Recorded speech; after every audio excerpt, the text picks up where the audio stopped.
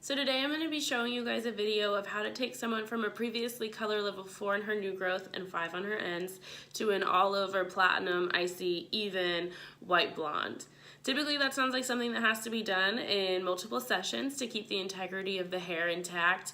However, because my guest Natasha likes to wear her hair short and I know that her previous color is salon professional color, I'm confident that we can get it done in one day. I'm going to quickly show you guys a before photo so you can get a clear idea of what we're starting with. She is selfie queen, so it's pretty easy to get her to take one.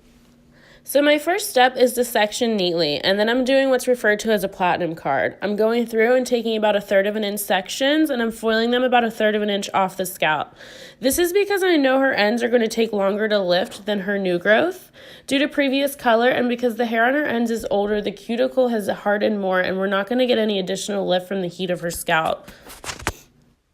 I'm using 30 grams of enlightener, 30 grams of cream booster, and 60 grams of 20 volume on her ends. After about 25 minutes of letting her ends process, I'm going back through and reapplying just to her ends. This is to ensure my lightener is still working at its maximum strength and hasn't dried out. If your lightener is wet, it's working.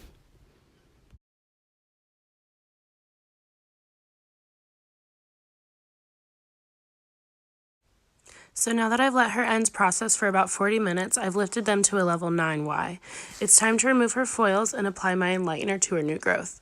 Again, I'm using 30 grams of enlightener, 30 grams of cream booster, and 60 grams of 20 volume. This formula is essential when applying enlightener to the scalp as the cream booster prevents any irritation. You're never going to use anything above 20 volume on the scalp. Then we place a cap on her for the remainder of her processing time. Once her new growth has processed for about 20 minutes, I'm again going back through and reapplying the same formula to keep my product fresh and ensure it's still working. While I'm doing this, I'm also checking the elasticity of her hair to make sure it still feels healthy. Reapplying product is essential when lifting in an open air process. Then we again apply a cap. After she has been processing for about an hour, I decide the best way to get rid of the rest of her natural remaining pigment is to shampoo, dry, and then reapply. This time I'm only using 10 volume with my enlightener and cream booster because I just need to remove a little bit of that unwanted tone before I can get her to her desired platinum result. We let this process for 20 minutes before shampooing.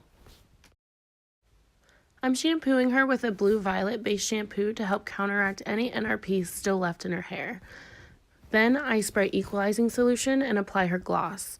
For her gloss, we're using 20 grams of Ash Blonde Finisher and 20 grams of 0N mixed with 40 grams of 10 volume liquid. As far as her gloss processing time, we broke the rules a little bit. Typically, your blonde finishers are only supposed to process for anywhere from 3 to 5 minutes, but I found that when cut with 0N and left on for 10 minutes, it makes a beautiful white pearly color. So I applied to her new growth for the first 5 minutes and then pulled through her ends the last 5 minutes. And I've included some after photos so you can get a clear idea of how the color looked in a few different lightings.